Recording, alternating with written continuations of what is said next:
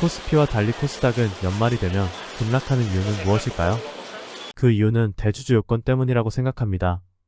코스닥의 경우 대주주 요건은 지분율 2% 이상 또는 50억 이상입니다. 50억의 기준은 직전 사업년도 종료일에 본인과 특수관계인의 지분을 포함합니다. 여기서 중요한 점은 지분율입니다. 지분율은 2%를 초과하면 언제든지 대주주가 됩니다. 대주주 요건 때문에 코스닥이 연말에 폭락하는 것에 대해서 의문점은 존재합니다. 코스피는 오히려 상승하기 때문입니다. 12월 코스피도 대주주 요건으로 하락해야 하는데 코스피는 오히려 상승합니다. 이것은 코스닥이 12월 급락하는 요인이 대주주 요건 때문만은 아니라는 것입니다. 주식에 100억 잔고가 있으면 대주주가 될까요? 아닙니다. 하나의 종목의 평가액이 50억이 되어야 대주주가 됩니다. 제가 삼성전자 주식을 1000억을 매수하면 대주주가 될까요? 아닙니다. 1조를 매수해도 대주주가 되지 않습니다. 1조를 12월 31일에 보유해야 대주주 요건이 됩니다. 하지만 코스닥의 시가총액 1000억 주식을 20억 보유하면 바로 대주주가 됩니다. 지분율이 2% 이상이기 때문입니다. 코스닥이 연말에 급락하는 이유는 대주주보다는 정치자금 등 불법 자금이 코스닥에 많기 때문입니다. 영화 작전에서 김민정은 은행에 갈 수 없는 사람들의 돈을 관리해주고 있습니다. 높은 수익의 비밀까지 보장해줍니다. 최근 아프리카 BJ들의 경우 도박 자금을 자금 세탁해주고 있다는 말이 있습니다. 라덕연의 경우 돈을 세탁하는 방법으로 병원, 식당, 헬스장을 이용합니다. 헬스장의 경우 비상식적으로 높은 PT를 받는 경우가 대표적입니다. 2011년 마늘밭에서 110억이 발견되는 사건이 있었습니다. 불법 도박 사이트 등으로 돈을 벌고 감옥에 가 있는 동안 돈을 맡길 곳이 없다 보니 땅에 묻어놓은 경우죠. 하루 술값이 수백만원 하는 템프로 룸사롱의 경우 손님은 크게 두 부류입니다. 재벌들과 토사장들입니다. 토사장들은 빵에 갈 가능성이 높기 때문에 템프로에서 돈을 물쓰듯이 합니다.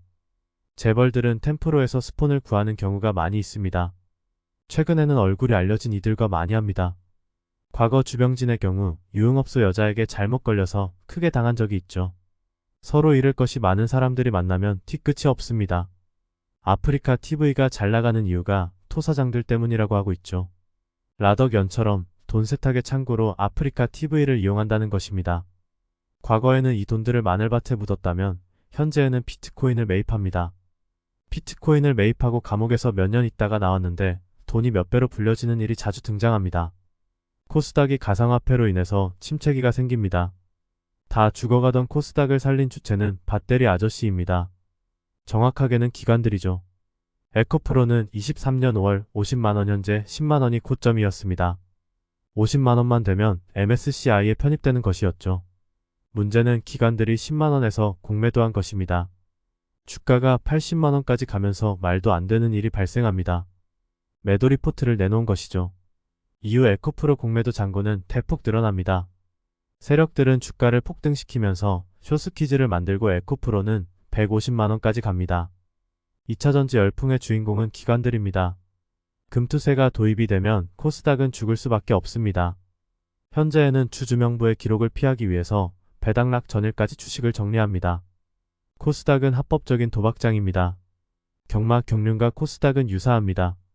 그래서 대부분의 기업들이 도박장을 떠나서 코스피로 이전하죠. 금투세가 도입이 되면 계좌 내역이 그대로 노출이 됩니다. 이 부분이 가장 치명적입니다. 국세청으로 모든 자료가 넘어가기 때문입니다.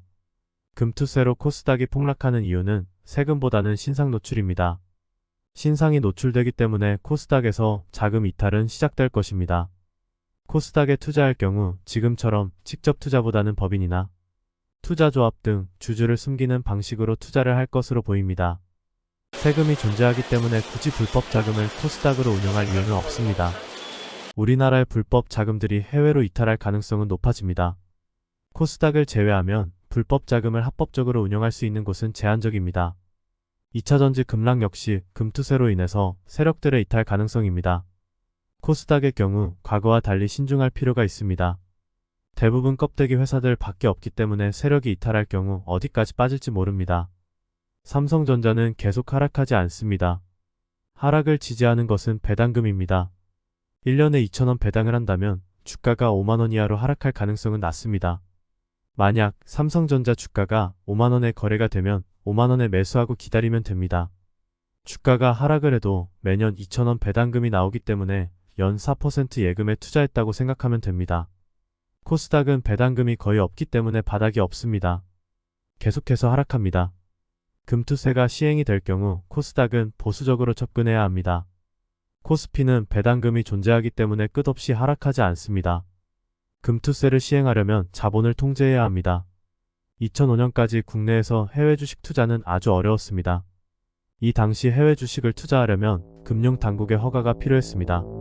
자본 유출에 상당히 엄격했습니다. 이런 상황에서 금투세를 시행해야 하는데 자본 유출입이 수월한 현재의 금투세를 시행하면 자본 유출로 인해서 대공황이 올 수 있습니다. 1930년대 미국 대공황의 원인이 바로 자본 유출이었습니다. 금투세가 시행될 경우 자본 유출을 유심히 볼 필요가 있습니다. 잘못하면 다시 군사정권으로 돌아갈 수도 있습니다.